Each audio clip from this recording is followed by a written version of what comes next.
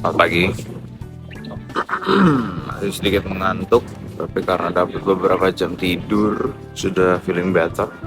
Dan sekarang sudah ada di supermarket untuk mencari sarapan. Tentunya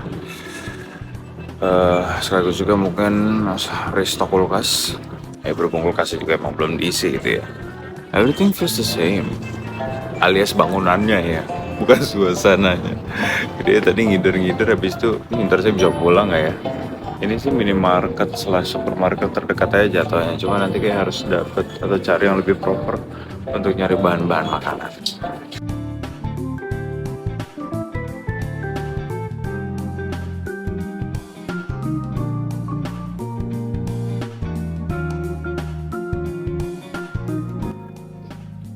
Oke, saat ini terkesannya agak panas ya, terik gitu kelihatannya dari cahaya mataharinya. Tapi sejujurnya sih sangat-sangat sejuk karena posisinya adalah sekitar 20 derajatan di luar sekarang.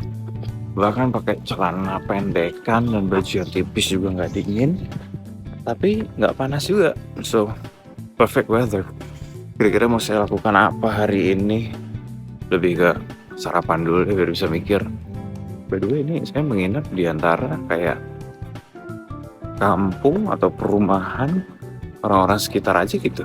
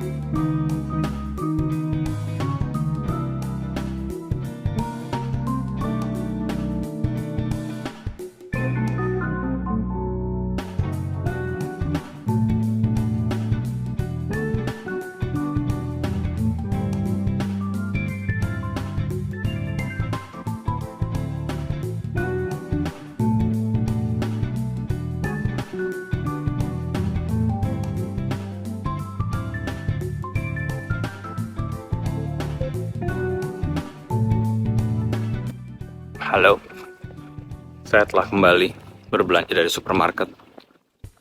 Jadi kisah varian The Explorer hari ini jenius sekali. Saya tadi izin dari tempat tinggal kita, dari rumah lah ya kita sebut aja, pada istri saya. Aku akan mengeksplorasi area sekitar dan mencari tempat-tempat yang saya perlu ketahui untuk mendapatkan belanjaan murah supaya masaknya mudah. Namun yang saya lupa bawa adalah koper kecil hand carry di mana saya sudah kosongin semalam sampai bela-belain tidur lagi, yang digunakan seharusnya seperti kalau misalnya ada di video-video perjalanan ke luar negeri lainnya untuk membawa belanjaan dari supermarket, karena selain eco-friendly ya memang karena sekarang plastik bag di mana-mana bayar dong. Hasil menenteng at least 3 liter dan di tas saya yang saya khawatirkan jebol, daging-dagingan, sayur-sayuran dan buah-buahan. Untung muat, cuma kan agak kurang ya. Saya tadinya bisa hidup lebih mudah, lalu saya mempersulit diri sendiri dengan melakukan ini. By the way, untuk supermarket yang mengklaim harga low price, dia sih masih kalah sama bahkan supermarket franchise di Indonesia ya harganya. Kualitas mah ya 11-12 lah, nggak jauh-jauh banget. Paling ada beberapa produk yang di sana mahal, di Indonesia mahal, maksudnya di sini lebih murah, dan kebalikannya. Melon kita the best banget harganya guys, bahkan semangkanya.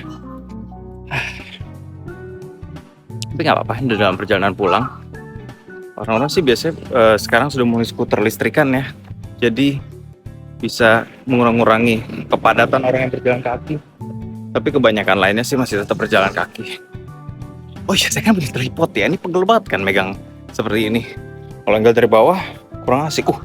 Tapi langitnya indah sekali ya. Biru langitnya saya suka sekali. Pegel tangan saya, bukannya ada tripod juga bawa, bahkan sampai berlebihan jumlahnya, tapi tidak digunakan. Oke lah, ini akibat kurang tidur dari kemarin kayaknya, masih belum terbalaskan. Tapi anyway, oke, supermarket atau whatever itu salah satu pilihan yang lumayan literally oke gitu, karena banyak hal-hal yang kami konsumsi di Indonesia juga tersedia di sini.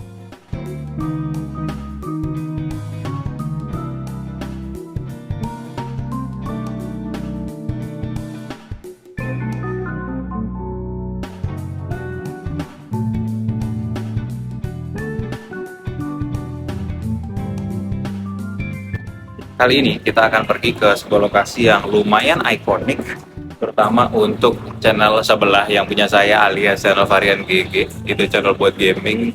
Kita akan pergi ke sebuah lokasi yang terdapat di sebuah game bernamakan Persona 5. Nah, untuk lokasi itu dari tempat kita menginap kita butuh 3 kali pindah line. Saat ini lagi ada di Takaya Station, lalu kita akan ke Shibuya Station. Dari situ akan berakhir di Sangenjaya Station.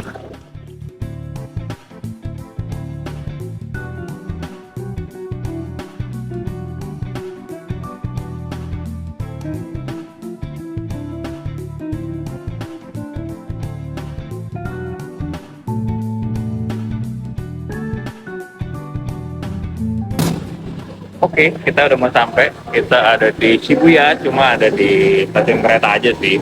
Lalu dari sini ada 2 stop lagi untuk sampai di Sangenjaya. Jaya. Ntar kita lihat lokasinya kayak gimana ya. Yang penting kita ngafe siang-siang sambil nyemil makan lucu di tempat yang seharusnya menjadi ikonik pada game Persona 5.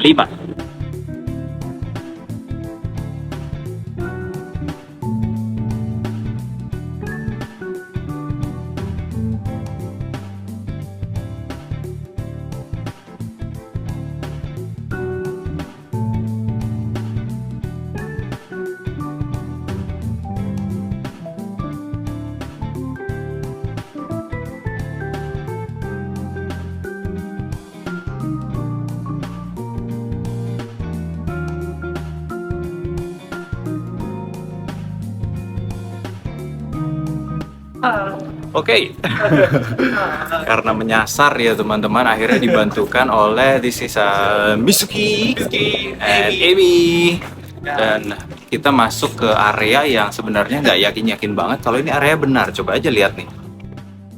Awalnya kira ini lokasinya, tapi ternyata di sini tempatnya. We go Rain on the Roof Cafe. This is Mizuki and Amy. Thank you for helping us. Thank you. Finding Rain on the Roof Cafe.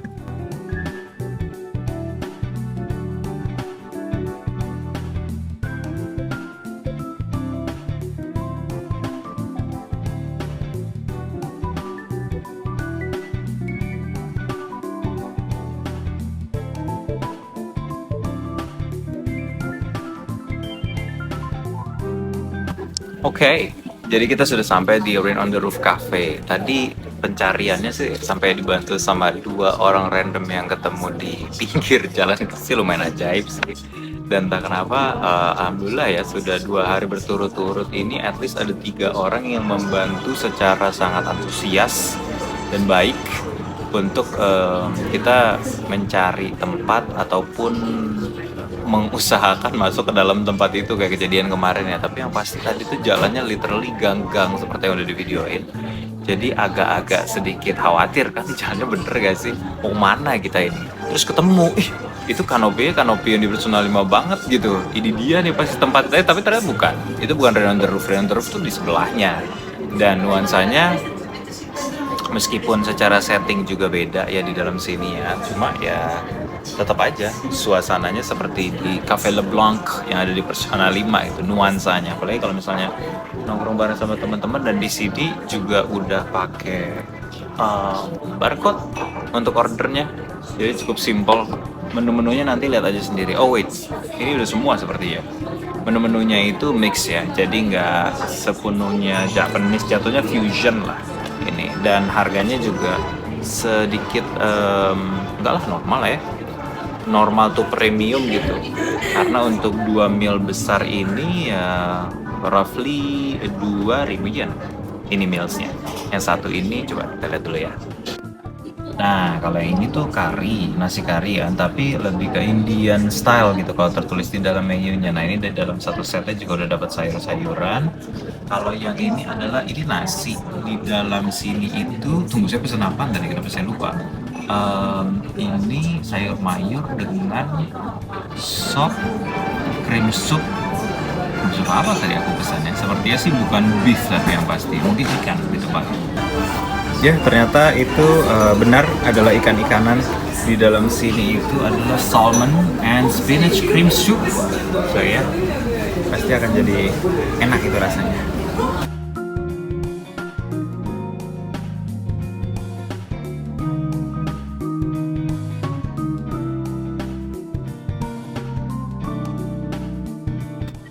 Buat orang-orang sini mah cuma jalan buat lewat sehari-hari doang ya, gang ini dan juga deretan rumahan ataupun toko-toko ini. Tapi buat saya loh, ini kan adalah settingan ikonik yang ada di Persona 5. Nih lihat satu-satu ya. Ini kan convenience store-nya kan, yang jual segala macam-macam gitu. Nah, terus kalau misalnya ini tadi gangnya saya tuh datang dari sini. Nah, yang ini yang sebut saya show tadi ini adalah toko bukunya. Berarti kalau di toko bukunya di sebelah sana bukankah harusnya ada yang jual tanaman ya? Jauh mata memandang sih kalau di sini ya deretan pertokoan semua. Nih di gang sebelah sini juga nih. Ini sini sampai dengan ke belakang sana adalah deretan pertokoan ya. Jadi ya mungkin kita tidak perlu eksplor terlalu jauh. Nah selain itu juga kalau misalnya mencari si onsen yang ikonik atau kliniknya Bu Dokter, nggak usah ya. Ini tetap digunakan sebagai fasilitas umum dan aktivitas normal manusia-manusia. Jadi lebih baik kita cap saja dari sini. Yang penting sudah menikmati kafenya tadi dengan makanan yang surprisingly juga enak dan nuansanya juga wah enak banget sih kalau sambil nongkrong, ngopi-ngopi dan dessert cantik begitu ya. Selanjutnya karena saya masih kelupaan untuk bawa konverternya, jadi tujuan kita sekarang adalah untuk mencari konverter tersebut di sebuah electronic store yang collab dengan Big Camera. Harusnya sih dari sini hanya sekali naik kereta aja dan semoga aja ada barang yang kita cari di sana ya.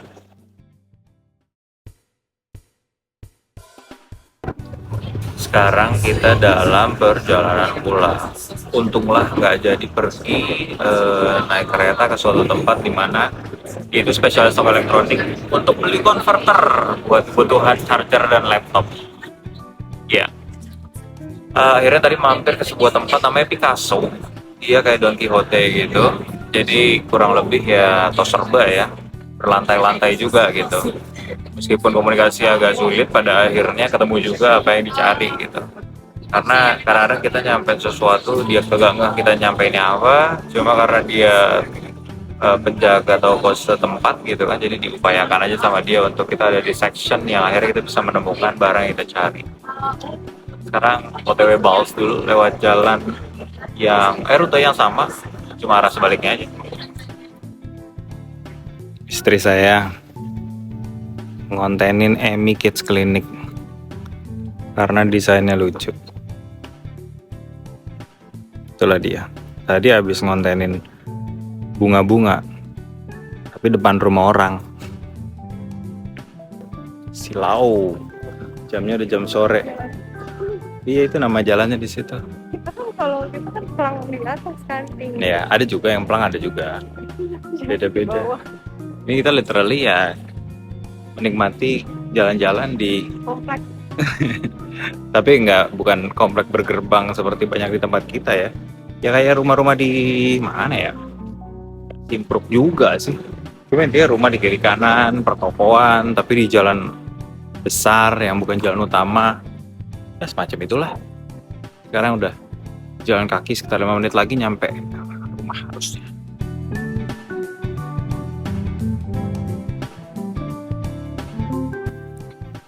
Oke, demikianlah hari kedua yang ditutup dengan nyempetin 2 jam live stream dengan 2 jam di masa depan dari teman-teman yang ada di Indonesia. Ya, khususnya ya WIB ya. Tapi so far koneksinya cukup oke. Dengan kalau misalnya di penginapan ini setara dengan yang di rumah ya. Jadi kisaran 30 satu banding satunya nggak persis juga sih, tapi upload speednya pokoknya somehow tuh agak lebih tinggi daripada download speednya. Agak aneh juga internet di tempat ini. 20-an untuk download speed, 30-an sampai 40 bahkan untuk uploadnya. Cuma itu juga yang nggak selalu stabil dengan kecepatan segitu. Ya namanya juga yang dapat aja kan. Ini masih jauh lebih baik daripada waktu terakhir kali trip ke Malaysia itu sih, karena mungkin ya penginapannya nggak berfokus banget di internet connectionnya, dan di sini juga nggak dikasih keterangan seberapa kita dapatkan kecepatannya. Tapi kalau dipikir lagi, berarti di Indonesia untuk internet, terutama yang milik swasta, itu jauh banyak banget yang lebih good deal ya daripada di sini somehow. Tadi juga habis balik, sempat keluar lagi sekali untuk mau coba bikin kartu Suica atau Pasmo. Kirain bisa di kayak minimarket gitu, ternyata itu untuk recharge-nya doang kali ya, atau kayak top up-nya lah ibaratnya. Cuma kalau bikinnya harus di train station, nggak tau lah akan necessary atau nggak. Jauh lebih simple sih, cobalah bikinlah besok. Cuma kalau kita itu dulu banget sempet dari airport itu melipir kemana dulu untuk ngambil Pasmo gitu. Terus kadang-kadang juga ada gambar lucu-lucunya, cuma dibalikin lagi kalau si Pasmo itu. Kalau Suica mungkin nanti bisa di keep kali sebagai kenang-kenangan, syukur-syukur bisa dapet yang kayak semacam limited editionnya gitu ya. Cuma nggak penting lah itu, yang penting tinggal tap aja. Nanti kalau misalnya harus pergi dari satu tempat ke tempat lain pakai public transportation atau transportasi umum, setara itu imani dengan kartu flash kalau di Indonesia berarti. Oke. Kurang lebihnya itu dulu. Kalau gitu teman-teman, di hari ketiga ini supposedly besok itu akan menjadi salah satu main objektif datang ke sini, yaitu mampir ke Disney Sea dan mengunjungi Fantasy Spring. Bismillah, semoga saja lancar-lancar dan kita bisa mendapatkan giliran, karena agak-agak ada ya sesuatu yang tricky, karena ini merupakan salah satu hiburan baru dari Disney gitu, baru banget di musim ini gitu dihadirkannya. Sama thank you sekali lagi satu lagi untuk tadi di live Orangita alias Bang Bento ngasih inspirasi untuk ke Monster Hunter Cafe di Akihabara ya. Kenapa saya mention di sini, saya sebut di sini karena biar saya ingat pada saat saya riset besok. Selain saya juga harus ngeriset bagaimana caranya nanti pada saat Jumatan dan juga pada saat Idul Adha, saya mesti mencari masjid yang sepertinya ada di Shibuya. Nah itu saya mention semua biar saya keinget pada saat bangun tidur besok. Oke, terima kasih udah mampir ke kontennya, kasih subscribe, kasih like, dan sampai ketemu lagi.